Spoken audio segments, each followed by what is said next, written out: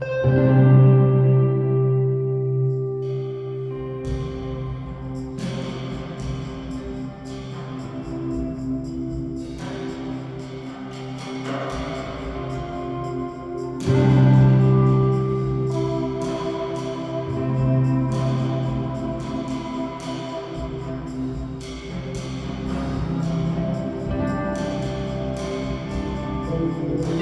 આપણે આવી ગયા છીએ જૂનાગઢની અંદર આવેલા ભવનાથ તળેટીમાં દામોદર કુંડે.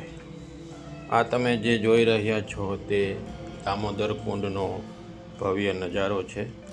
સામે જે જતો રોડ છે તે ભવનાથ તરફ જઈ રહ્યો છે અને બાજુમાં બરોબર જે આપને દેખાય છે નાની એવી મૂર્તિ તે ભક્ત કવિ શ્રી નરસિંહ મહેતાની છે.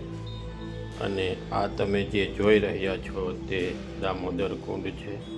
અને આપણે દામોદર કુંડની ઉપર બરોબર આવેલું દામોદરાયનું મંદિર છે તે આપણે હવે નિહાળશું. આ ભવ્ય એવું દામોદરાયનું મંદિર છે તે પણ અહીં એક જોવામાં અલૌકિક છે. તો આવા નવા નવા વિડીયો જોવા હોય તો આપણી ચેનલને સબસ્ક્રાઈબ કરજો, જેથી કરીને આપણે નવા નવા વિડીયો બનાવીએ એટલે તમને પહેલી વખત નોટિફિકેશન આવી જાય. અને આ ભક્ત કવિ નરસિંહ મહેતા મેં તમને જેમ કીધું હતું તે, અને આ દામોદર રાય. હવે આપણે દામોદર કુંડના ભવ્ય એવું નિહાળીશું તેમને. સામે ગિરનારી મહારાજ પણ છે, ગિરનાર આપણે દેખાઈ રહ્યો છે. અને અહીંયા શ્રદ્ધાળુ સ્નાન કરવા પણ આવેલા છે બધા.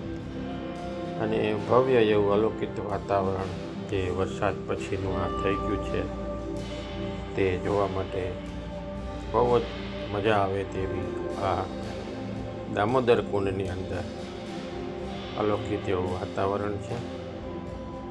આ ચારે બાજુ ગરવા ગઢ ગિરનારની વચમાં આ દામોદર કુંડ એનું આ ભવ્ય એવું જે સોળે કળાએ ખીલેલું આ સ્થાન છે. અને સરસ મજાનું દામોદરાયનું મંદિર પણ દેખાય છે.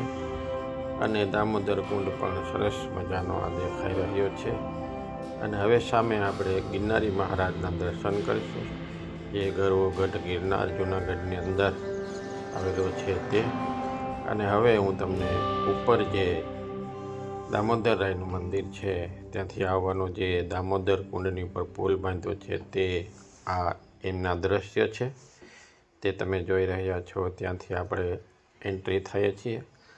અને સામે જે રોડ જાય છે મેં તમને કીધું એમ તે ભવનાથનો છે.